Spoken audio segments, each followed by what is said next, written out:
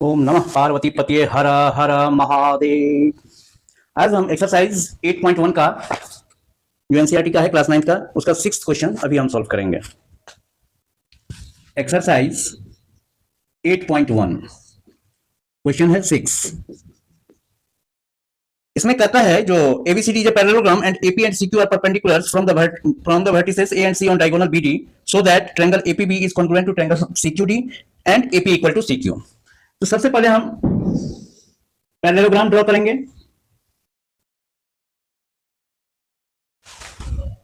ABCD ये है हमारा A B C और D और BD डायगोनल है। तो BD डायगोनल है तो एक चीज तो आप जानते ही हैं, जो ये एंगल और ये एंगल आपका अल्टरनेट इंटीरियर एंगल है, क्योंकि ABCD पैरेललोग्राम है तो ABCD के पैरेलल भी है और इक्वल भी है। तो जब ये हम फिगर ड्रॉ करते हैं तो उससे जो जानकारी हमें मिल रहा हो उस सबको भी हम नोट करते चलें। अगर उस पर थोड़ा सा ध्यान दीजिएगा तो कोई भी क्वेश्चन आपके लिए टफ नहीं रहेगा। अब यहां पर कह रहा है जो AP परपेंडिकुलर ड्रॉ डाला जाता है BD पर, A से AP, suppose that this point is P, ये 90 डिग्री है, ठीक है। और दूसरा परपेंडिकुलर C से Q पर, C से BD पर डाला जाता है, वो आपका ये परपेंडिकुलर डाला जाता है, ये है Q। ये यहां पर जो परपेंडिकुलर डाला जा रहा है वो है Q। तो ये Q है तो ये 90 डिग्री है तो ये भी आपका 90 डिग्री हो जाएगा, ये है तो ये भी 90 डिग्री हो जाएगा आपका। तो अब आपको प्रूव करना है APB इक्वल टू CQD। तो देखिए इन ट्रायंगल APB एंड ट्रायंगल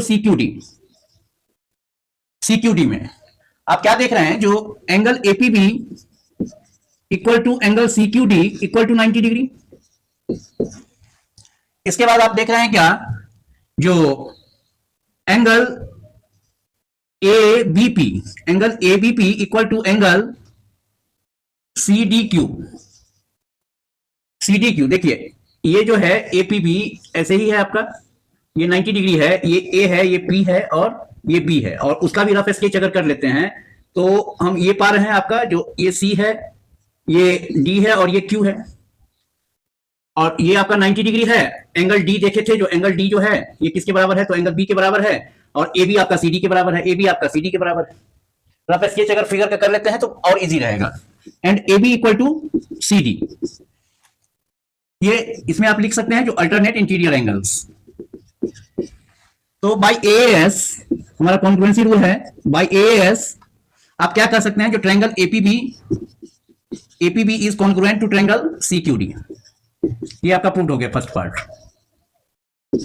अब सेकंड पार्ट के लिए, तो अब देखिए जब ये ट्रायंगल कॉन्ग्रुएंट हो गया तो अब हमको ये जो डबल क्लिक वाला एंगल यहां पर B था, इस यहां पर डबल क्लिक वाला एंगल हमारा D है, तो B के सामने की भुजा AP और BD आपस में इक्वल थे। जब हम दो ट्रायंगल्स को कॉन्ग्रुएंट कर रहे थे तो हमारे पास ये भी डाटा था, तो इसीलिए यहां पर डबल क्लिक के सामने का साइड क्या है आपका CQ, यहां पर डबल क्लिक वाला जो एंगल है उसके सामने का साइड है हमारा AP।